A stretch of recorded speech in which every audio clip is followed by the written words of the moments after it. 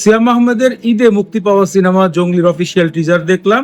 টিজারের প্রথমেই কিন্তু ভালো একটা হিট দেওয়ার চেষ্টা করেছে সিয়াম আহমেদ। হঠাৎ করে দুটো ডায়লগ বলে, আমি পুষ্পাও নয়, আমি কবির সিংও নয়, আমি জঙ্গলি। এটা আরো বেশি ভালো লাগে আমার কাছে। আমি পুষ্পা কবির সিং। এরপরে যে ঘটনাটা হয়, দেখা যায় তার একটা ভালোবাসার ছোঁয়া। এর আগের টিজারে কিন্তু আমরা দেখেছিলাম দিঘির সাথে তার ভালোবাসা রয়েছে, হয়তোবা সেই ভালোবাসাটা তিনি হারিয়ে ফেলেছেন। সেকেন্ডে বুবলিকে পেতে পারে এমন একটা টিজারের মধ্যে ভাব দেখা গিয়েছে। এরপর একটা বাচ্চা দেখা যায়, বাচ্চাটাকে তিনি অ্যাটাক করেন, তারপরের সিনে কিন্তু দেখা যায় তিনি বাচ্চাটাকে উদ্ধার করছেন। আর এর মধ্যে এই জিভ ব্যবহার করে যে একটা পার্ট নিয়েছে, সেটা ছিল দুর্দান্ত। এটাকে আসলে সিয়াম আহমেদ মনে হয়নি অনেকটা জায়গায়। বড় কথা, এই জায়গা খুব খাতারনাক লেগেছে, মানে ওফ, ফাটাফাটি। তবে লাস্টের যে কথাটা বলতে হয়, যে জিনিসটা আমার কাছে একটু হাস্যকর লাগে, যখন কান্দে ওই বাচ্চাটাকে নিয়ে সিয়াম আহমেদ বের হচ্ছে, তখন আমার কাছে ওই যে বাজরাঙ্গি ভাইজান সলমান খানের সিনেমাটা, ওটার একটা ফিল আসে, তখন আমার মুখে একটা হাসি আসে বা একটু ফানি মনে হয়। তো ওভারঅল কিন্তু টিজারটা বেশ ভালো ছিল।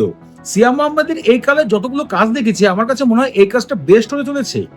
ঈদে সিয়াম আহমেদ একটা ভালো ধামাকা দিতে চলেছে, কারণ সিনেমাটা কিন্তু আজকের নয় বা এই ঈদে তৈরি করা হয়নি। তুফান সিনেমা যখন এর আগের ঈদে মুক্তি পায়, সেই সময় কিন্তু এই সিনেমাটা অলরেডি তৈরি হয়ে গিয়েছিল যত সম্ভব।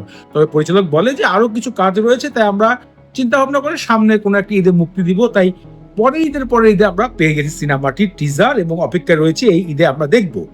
তো এক কথায় বলতে গেলে সিয়াম আহমেদের এই টিজারটা আমার কাছে বেশ আকর্ষণীয় মনে হয়েছে। মানে এই কালে যতগুলো আমি টিজার দেখেছি তার মধ্যে এমন কোনো অ্যাট্রাকটিভ পাইনি যে আমি এটা দেখতে যাব। কিন্তু এটা দেখে মনে হয়েছে হ্যাঁ, একবার হলে সিনেমাটার কাহিনী জানতে হবে, কারণ টিজারের ভিতরে এমন কিছু মেসেজ আমরা চোখে দেখেছি।